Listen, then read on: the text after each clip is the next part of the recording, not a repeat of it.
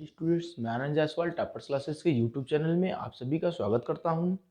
पिछले वीडियो में हम लोगों ने क्या पढ़ा था, सीरीज कितने तरह की होती हैं। फिर हमने क्या पढ़ा दूसरे वीडियो में कि कॉन्टिन्यूअस सीरीज कितने तरह की होती हैं। और फिर हमने less than, more than, mid value को भी परफेक्ट क्लास इंटरवल में चेंज करना सीख लिया। आज हम लोग जो पढ़ने जा रहे हैं वो हम लोग का चैप्टर है केंद्रीय प्रवृत्ति की मापी, मेजरमेंट ऑफ सेंट्रल टेंडेंसी। और इसमें हमें क्या पढ़ना है, इसमें हम पढ़ते हैं एवरेजेस निकालना। क्या पढ़ते हैं? एवरेज निकालना। एवरेज मीन्स होता है औसत। एवरेज मीन्स क्या होता है? औसत। जैसे हम जब एग्जाम देते हैं, सपोज करो हमने हाई स्कूल का एग्जाम दिया, तो हमने जो मार्क्स पाए तो हम उसका क्या निकालते हैं, जो परसेंटेज निकालते हैं वो एवरेज होता है। क्या होता है? लोग कहते हैं हम 55 से पास हुए हैं, 60 से पास हुए हैं, 72% से पास हुए हैं, ठीक है, 83% से पास हुए हैं। तो ये जो परसेंटेज वो लोग बताते हैं वो एवरेज परसेंटेज होता है। वो किसी पर्टिकुलर एक सब्जेक्ट का नहीं होता है, वो एक एवरेज परसेंटेज होता है, ठीक है, जो सारे सब्जेक्ट के लिए होता है। तो वैसे ही जब हम किसी मैच का एवरेज निकालते हैं तो हम कई जो ओवर में बनाए गए रन, जैसे अगर 10 ओवर का एवरेज निकालना है तो हम देखेंगे कि 10 ओवर में कितने रन बनाए गए, उसमें 10 से डिवाइड कर देते हैं तो हमें क्या मिल जाता है? एवरेज। हमें क्या मिल जाता है? एवरेज रन मिल जाते हैं कि कितना एवरेज रन पर ओवर बनाया गया है।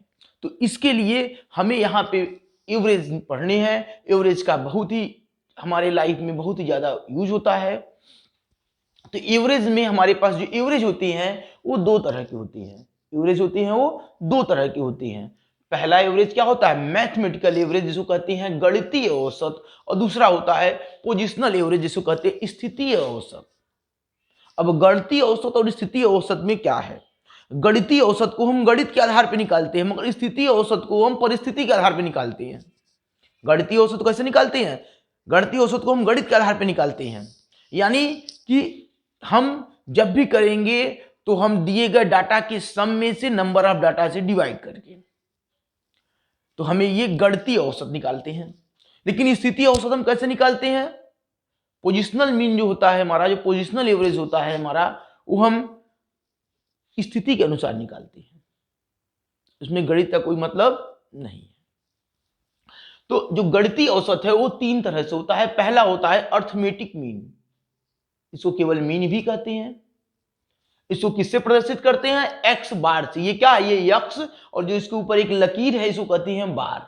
इसको पढ़ते हैं एक्स बार से। किससे पढ़ते हैं? एक्स बार से। इसका साइन एक्स बार होता है। इसको हम अर्थमेटिक मीन भी कहते हैं, मीन भी कहते हैं, ठीक है। तो ये होता है एक्स बार से, इसको हम प्रदर्शित करते हैं। दूसरा जो होता है हमारा गणितीय औसत में दूसरा चीज है, उसका नाम है कि जियोमेट्रिक मीन, कहते हैं गुणोत्तर माध्य। क्या कहते हैं? गुणोत्तर माध्य कहते हैं। और तीसरा होता है हार्मोनिक मीन, जिसको कहते हैं हरात्मक माध्य। ध्यान दीजिए, तीनों में माध्य एक कॉमन शब्द है, मीन। मीन मीन यानी कि हम जो गणितीय औसत होता है वो मीन होता है। गणितीय औसत क्या होता है? मीन। और मीन तीन तरह की होती हैं, अर्थमेटिक मीन, जिसको केवल मीन भी कह सकते हैं, जियोमेट्रिक मीन और हार्मोनिक मीन। लेकिन पोजिशनल जब एवरेज आती है तो वो दो तरह के होते हैं। पहला होता है मीडियन यानी माध्यिका, जिसको कि हम यम से दिखाते हैं, और दूसरा होता है मोड बहुलक, जिसको कि हम जेड से दिखाते हैं। तो मीन को किससे दिखाया हमने? एक्स बार से, जियोमेट्रिक मीन को जीएम से, हार्मोनिक मीन को एचएम से, मीडियन को एम से, और मोड को जेड से। अब अर्थमेटिक मीन हमारा पहला टॉपिक है, तो हम इसी के बारे में पहले पढ़ेंगे। अर्थमेटिक मीन जो हमारा होता है, ठीक, इसको निकालने के मेरे पास तीन विधियां हैं। कितनी विधियां हैं? तीन विधियां हैं। पहला डायरेक्ट मेथड। डायरेक्ट मेथड हमारे तीनों सीरीज में लग जाएगा। हमने आपको तीन तरह का सीरीज पढ़ाया था, इंडिविजुअल, डिस्क्रीट और कॉन्टिन्यूअस। क्वेश्चन हमें या तो इंडिविजुअल रूप में मिलेगा, या डिस्क्रीट मिलेगा, या कॉन्टिन्यूअस का मिलेगा। तो हमें इन्हीं श्रेणियों का संबंधित फार्मूला उसमें लगा देना है। इन्हीं श्रेणियों के संबंधित फार्मूले को उसमें लगा देना है। लेकिन इसके लिए पहले हमें सीरीज को पहचानना होगा, जिसके बारे में हम पिछली वीडियो में पढ़ा चुके हैं। तो डायरेक्ट मेथड तीनों सीरीज में लगता है। इंडिविजुअल में भी लगेगा, डिस्क्रीट में भी लगेगा और कॉन्टिन्यूअस में भी लगेगा। इसके फार्मूले अलग होंगे। शॉर्टकट मेथड भी हमारे तीनों सीरीज में लगता है, इंडिविजुअल, डिस्क्रीट और कॉन्टिन्यूअस तीनों में लगेंगे। जो स्टेप डेविएशन मेथड है मोस्टली तो कॉन्टिन्यूअस में लगता है, लेकिन सम टाइम ये हमारे डिस्क्रीट सीरीज में भी लग सकता है। ठीक है, तो ये जो तीनों सीरीज दिए हुए हैं, ठीक है, तो डायरेक्ट मेथड में हमें तीनों सीरीज मिल जाएगा, शॉर्टकट में तीनों सीरीज मिल जाएगा। इसमें क्या मिलेगा?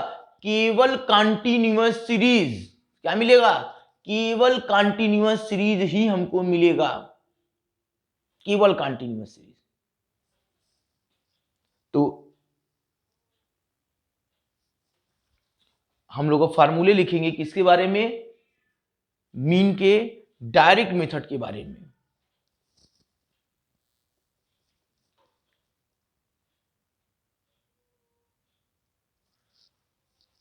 फार्मूला मीन निकालने के लिए कुल 3 विधियां थी और तीनों विधियों का फार्मूला यहां पे आपके सामने है। डायरेक्ट मेथड में जब हम मीन निकालेंगे तो इंडिविजुअल सीरीज में फार्मूला होता है x bar is equal to, ये जो साइन दिया हुआ है इसको सिग्मा कहते हैं। क्या कहते हैं? सिग्मा। तो सिग्मा x अपान n, सिग्मा x अपान n। जहां पे सिग्मा x क्या है? x हमने बताया था इंडिविजुअल सीरीज में हमको x मिलता है, तो उस दिए हुए x का टोटल कर लेंगे।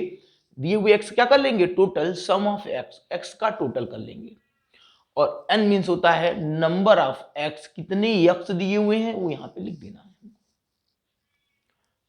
कॉन्टिन्यूअस सीरीज में आते हैं, तो कॉन्टिन्यूअस सीरीज में क्या है? कॉन्टिन्यूअस सीरीज में है x bar is equal to sigma f x, x bar is equal to sigma f x upon sigma F.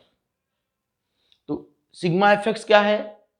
पहले एफ और एक्स हमने क्या बताया था कि डिस्क्रीट सीरीज में हमको एक्स और एफ मिले होते हैं। डिस्क्रीट सीरीज में क्या दिया होता है? एक्स दिया होता है और एफ दिया होता है। दोनों का गुणा कर लेंगे, दोनों का क्या करेंगे? एक्स और एफ का गुणा करके लिख लेंगे, वो एक्स एफ हो जाएगा। क्या हो जाएगा? एफ एक्स हो जाएगा। क्या हो जाएगा? F x. तो एफ और एक्स का गुणा कर लेंगे, एफ उसके सामने वाले एक्स का गुणा करके लिख लेंगे। ठीक, तो एफ और उसके सामने वाले एक्स का गुणा करके एफ एक्स के नीचे लिख लेंगे। इस तरीके से सभी एक्स का सभी एफ में गुणा करके उसके सामने लिखते जाएंगे और उन सब का टोटल कर लेंगे, तो सिग्मा एफ एक्स हो जाता है। और सिग्मा एफ क्या है? एफ का टोटल है। सिग्मा एफ क्या है? एफ का टोटल है। तो सिग्मा एफ एक्स में सिग्मा एफ से डिवाइड कर देते हैं। तो डिस्क्रीट और कॉन्टिन्यूअस में एक ही फार्मूला लगता है। इसमें डिस्क्रीट में जो फार्मूला लगता है वही कॉन्टिन्यूअस सीरीज में भी फार्मूला लगता है। अब आते हैं हम शॉर्टकट मेथड में। किसमें आते हैं? Shortcut method. शॉर्टकट मेथड में क्या है कि शॉर्टकट मेथड में x bar is equal to a plus minus sigma dx, a plus minus sigma dx दिया हुआ है। ठीक, तो a क्या है? a है एज्यूम्ड मीन, यानी कल्पित माध्य, जो हम अपने से मान लेंगे। हम मीन निकालने के पहले एक मीन को मान लेंगे, एज्यूम्ड कर लेंगे, वो कल्पित माध्य होता है। ठीक, तो उस मीन से हम डेविएशन निकालेंगे। उस मीन से क्या निकालेंगे? डेविएशन। डेविएशन को हम dx से लिखेंगे। किससे लिखेंगे? dx से। और ये dx आता कैसे है? ये dx आएगा हमारा x में से a को घटा के। कैसे आएगा? x में से a को घटा के। तो हम dx निकाल लेंगे। ठीक, और फिर उस dx का टोटल कर लेंगे, तो sum of x minus a. x minus a को क्या कहते हैं? x माइनस ए को dx कहते हैं। x माइनस ए को क्या कहते हैं? dx। तो हम dx जो निकालेंगे उसका टोटल कर लेंगे और n means number of x, number of x से डिवाइड कर देंगे, तो क्या आ जाएगा? मेरा मीन आ जाएगा। यहां प्लस और माइनस दो चिन्ह लगी हुई हैं। क्या लगी हुई है? प्लस भी माइनस भी। अब आप लोग ये सोचते होंगे कब प्लस लगेगा कब माइनस में लगेगा। तो हमारा जो dx आएगा, अगर dx की वैल्यू प्लस में आ रही है, dx की वैल्यू प्लस में आ रही है, तो यहाँ पे a के बाद प्लस लगेगा। अगर dx की वैल्यू माइनस में आ रही है तो a के बाद माइनस लगेगा। अब डिस्क्रीट और कॉन्टिन्यूअस में यहां पे भी शॉर्टकट मेथड में फार्मूला एक ही है। ठीक, जो डिस्क्रीट में लगेगा वही कॉन्टिन्यूअस में भी लगेगा।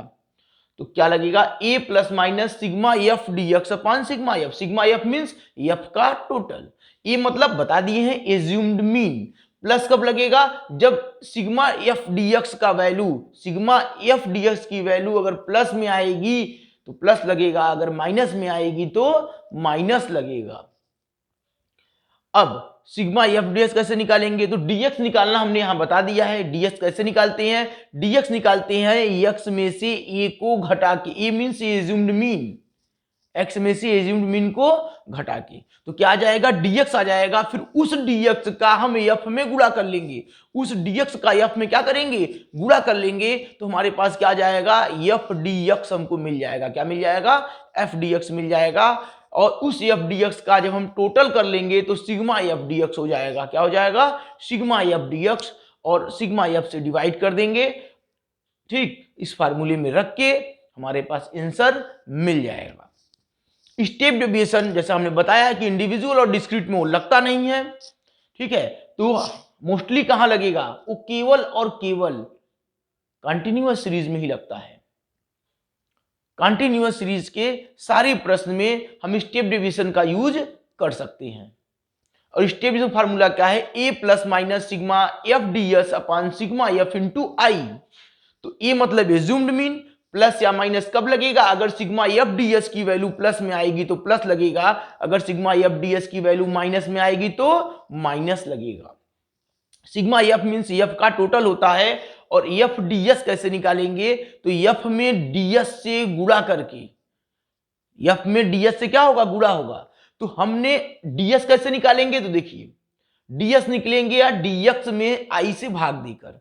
आई क्या है, i is equal to common factor, वह बड़ी से बड़ी संख्या जिससे सभी डीएक्स आपस में कट जाए, वह बड़ी से बड़ी संख्या जिससे सभी डीएक्स पूरी तरह से कट जाए।